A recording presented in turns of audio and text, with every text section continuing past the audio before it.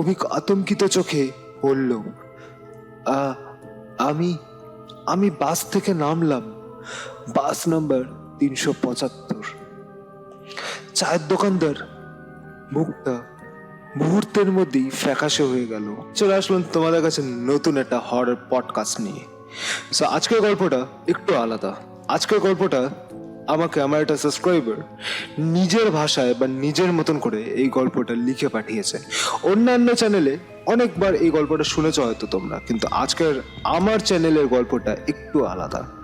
So চলো বেশি দেরি না করে আজকের ভিডিওটা শুরু করা যাক।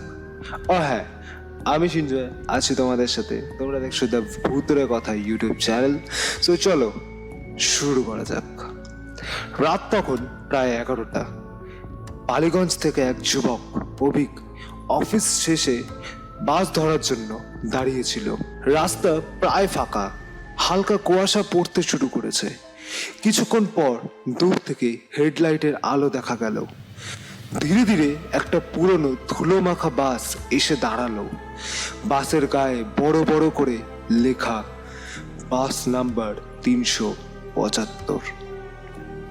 বাসটা একদম খালি ছিল, শুধু একজন বয়স্ক কন্ডাক্টর দাঁড়িয়ে মুচকি হেসে বলল, চলুন বাবু, শেষ বাস, আর তো কিছু করার নেই, এটাতেই উঠতে হবে। অভিক একটু অবাক হলেও বাসে উঠে পড়ল, কিন্তু উঠেই কেমন একটা অস্থির লাগলো। পুরো বাসের হাওয়াতে একটা পুরনো ধুলো মাখা গন্ধ, জানলার কাঁচগুলো ভাঙা ভাঙা। অভিক সামনের সিটে বসলো। বাস চলতে শুরু করলো। একটু পর অভিক খেয়াল করলো চারপাশের রাস্তাগুলো কেমন একটা অচেনা লাগছে।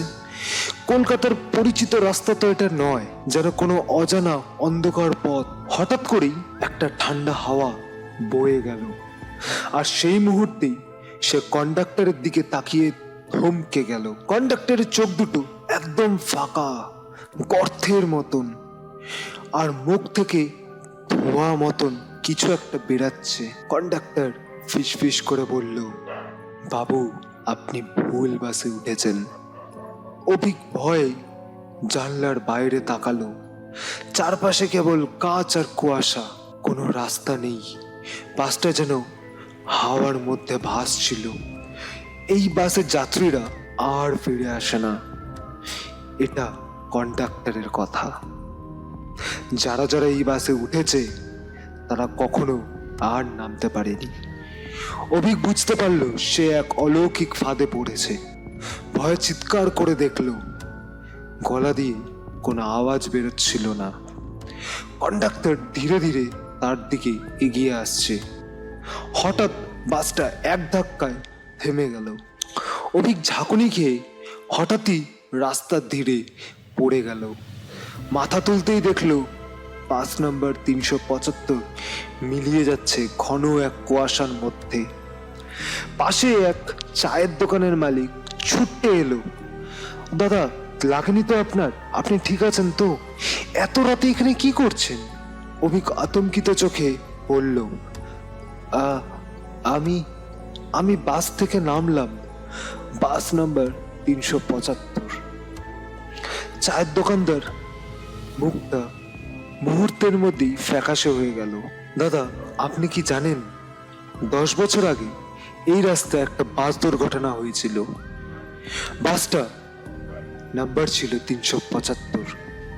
সবাই মারা গিয়েছিল। লোকের মুখে শোনা যায় ওই বাস আজও রাতের বেলা চলে যাত্রী খোঁজার জন্য। অভিক দেখলো তার হাত পা কাঁপছে। সে ফিরে তাকালো। কুয়াশার মধ্যে যেন একটা বাসের মধ্যে বসে থাকা কিছু মানুষ তার দিকে তাকিয়ে আছে। শেষ বা কনক্লুশন। এরপর থেকে কলকাতার কিছু পুরনো মানুষ বলে রাতের 11টার পরে বালিগঞ্জ রাস্তায় একা থাকলে বাস নাম্বার 375 দেখতে পাওয়া যায়। আপনি যদি সেই বাসে ওঠেন, ফিরে আসার চান্সেস খুব কম। তো বন্ধুরা, এই ছিল আমার গল্পটা। আশা করি তোমাদের সবার খুব ভালো লেগেছে। যদি ভালো লেগে থাকে একটা লাইক তো করে দিতেই পারো। আর হ্যাঁ, আমাদের চ্যানেল 300 সাবস্ক্রাইবারের খুব কাছে।